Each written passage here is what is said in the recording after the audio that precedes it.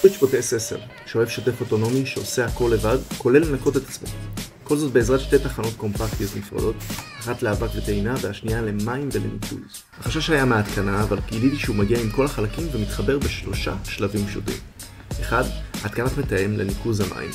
אצלי החלטתי לחבר לצנרת הכיור, אבל אפשר לחבר לצנרת מכונת כביסה או כל נקודה עם מים וניקוז. לפי ההוראות, יש להתאים את אורך פיית הניקוז כדי שהכל יזרום חלק, ומצאתי שהמסורית הכי פושטית עושה את העבודה. חיברתי הכל חזרה, ווואלה. 2. זה התקנת מתאם למים הנקיים. ופה עוד יותר פשוט. הברקתי החוצה את צינור המים של המדיח.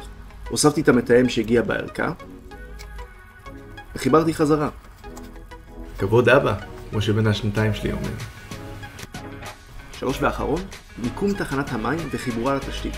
הקמתי את התחנה, נכנסה לי בדיוק מתחת לצוקן, וזהו, כל מה שנשאר לי, זה לחבר את הצנרת של התחנה, לתשתית שהכנתי. והקטע, שתחנת המים לא צריכה חיבור לחשמל, היא ניתנת מהשואב כשהוא בא לשטוף את עצמו.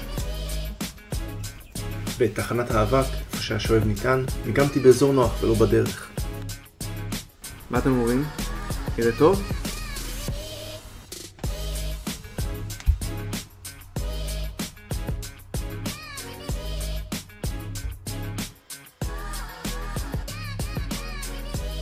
אני חושב שגם הוא מרוצה.